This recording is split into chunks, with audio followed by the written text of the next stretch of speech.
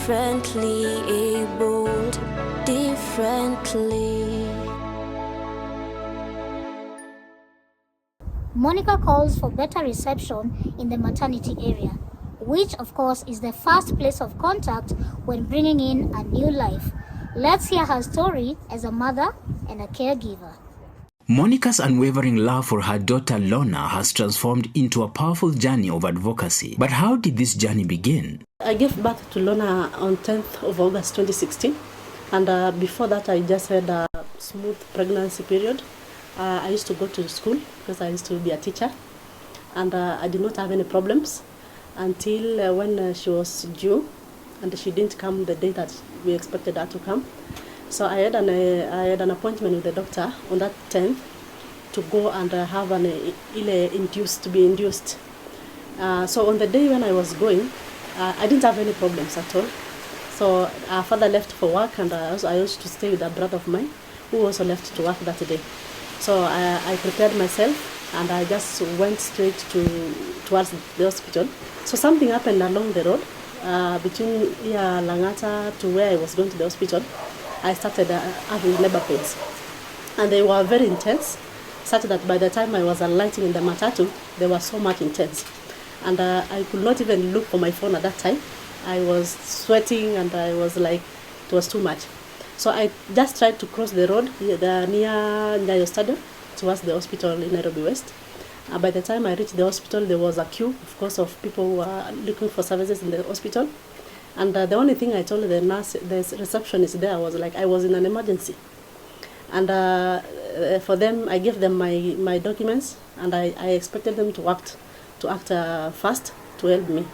But then they took me through a triage, the triage where they have to take your temperatures, the blood pressure, and all those things. It is between that very, very short time that I think it became something like a prolonged labor, because by the time I saw the doctor, he only looked at me, tried to examine, and realized that the baby was already coming out. So it is that time they whisked me to the wards, at the labor wards, where I gave birth to Lorna immediately. And she came out very quiet. She didn't cry. I was taken to the wards where the other women were there holding their kids, others were being discharged, and I was just there. I didn't know what to do. So I only looked for my phone and texted her father, and I told him that the child is here, but unwell, and she has been taken to the ICU. I also texted one of the ladies from our church, who was the chair lady, so I also told her the same.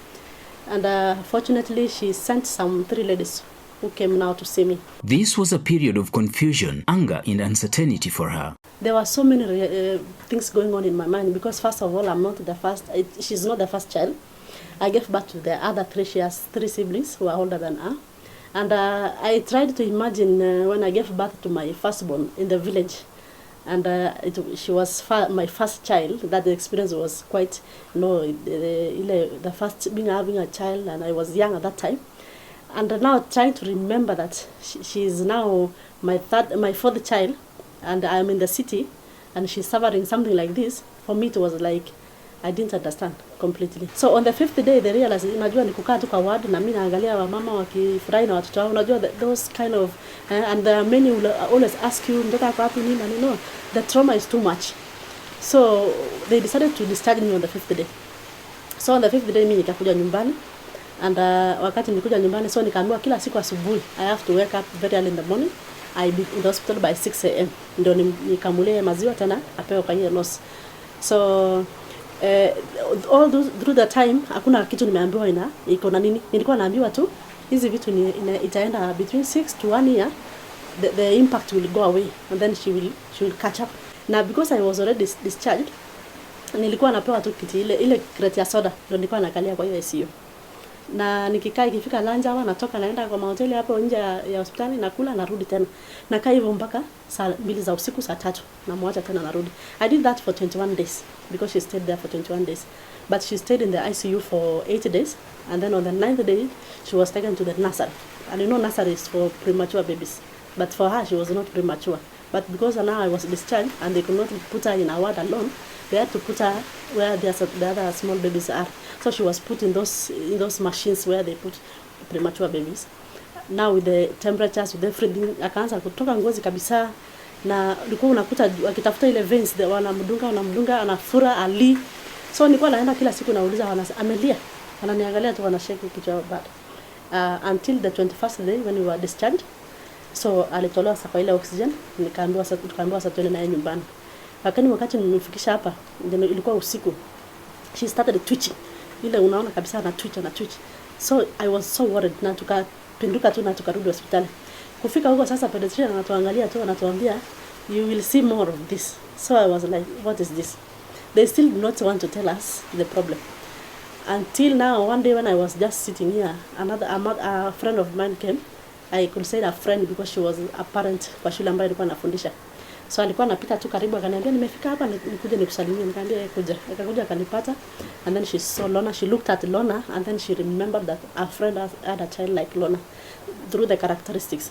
No, she told me you need to take this child to somewhere for better diagnosis. And it is from there she connected me to her friend who had a child like Lona, although she had lost at that time. And it is the lady that sent me to another doctor, ambaye sasa alikuwa anaitwa neurologist. It is that doctor who told me that the twitchings are convulsions, they are seizures, and they need to be put into medication. And also, the same doctor told me now what the condition of the child is. For years, Monica sought for answers navigating a new life that had no manual. There are no trainings for having a child ambaye ako na cerebral palsy. It is every day is a learning day. Even today, I'm still learning some things about her. But what happened after now I lost my job, I was sitting here. It was in 2020. I remember everybody else was at home. So I was just sitting here, and you know, one thing with having a child ambaye ako na challenge yote, especially this one that contains the brain, and that's a severely disabled child. You find yourself sitting down and then you think too much. There are so many thoughts that come in your mind.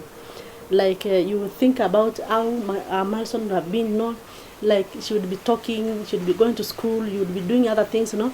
But now you're here just sitting to change diapers and then medications here and there. So I remember even juzi ndo nilianza kuzima stima. I used to leave my lights in the room open because I used to just look at her and wonder even if she's breathing. No, the word is too much. And when she first had her cry, it was celebrations for us in the house. Sisi wote tunaona vile mtoto analia alafu watu wanakuambia nyamaza. Sisi wakati yeye alilia, the first cry, tulitoa machozi. Feeding is a very big challenge because she cannot chew or swallow. So before the first year to 5 years, she used to have aspirations, you know, reflux. You know, when you feed her, she vomits, and then the particles of the food or whatever things she takes goes to the lungs, and then she gets pneumonia. That one will always put us in the ICU and also oxygen supports. So until now, and doctor one time decided to first put a feeding tube in the tummy. It was not a very easy decision. It took me 3 years to think through it. Every time naambia daktari hapana. I used to imagine mtoto ametobolewa, ameweka tube, itakuwaje. So after 3 years daktari ananiambia hata nitakupeleka kwa wazazi wako, naambia hapana.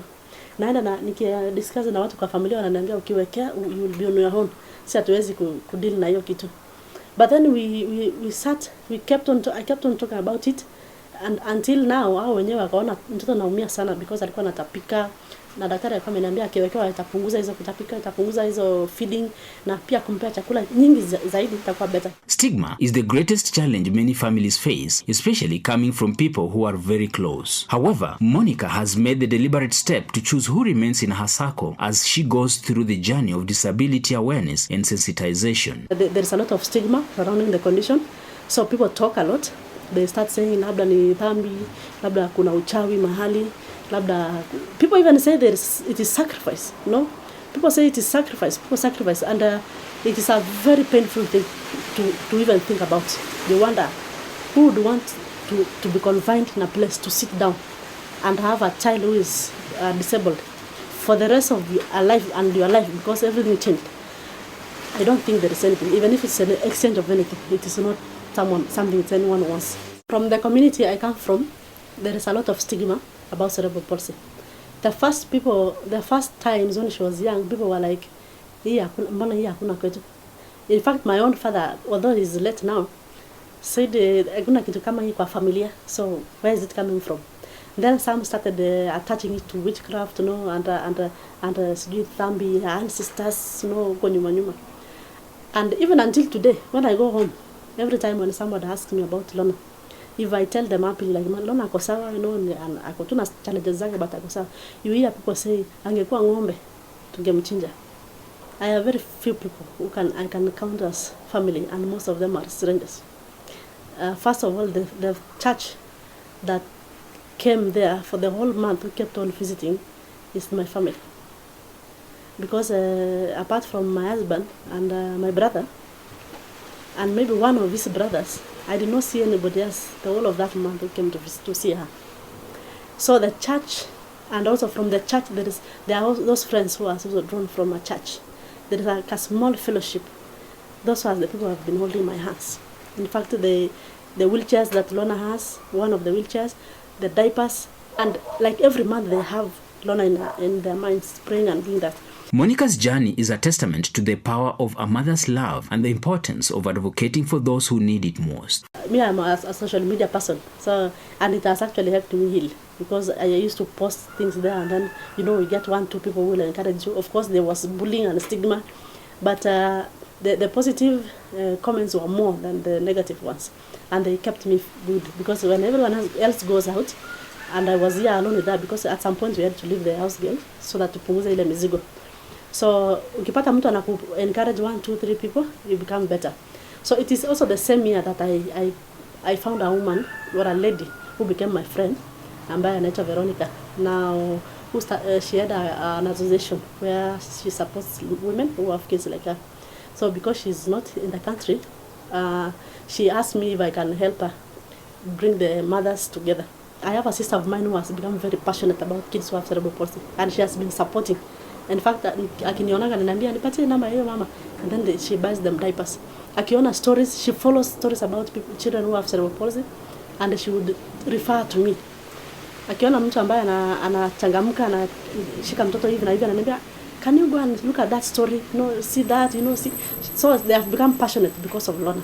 So I normally educate them. I also go live on my Facebook social media pages. I talk about it, and it has had a very good impact. I've seen women who have come out, and I have a very big number of women now who have embraced their kids, and now for them they are better than those of us wale walikuwa nyuma, because hiyo stigma imeisha.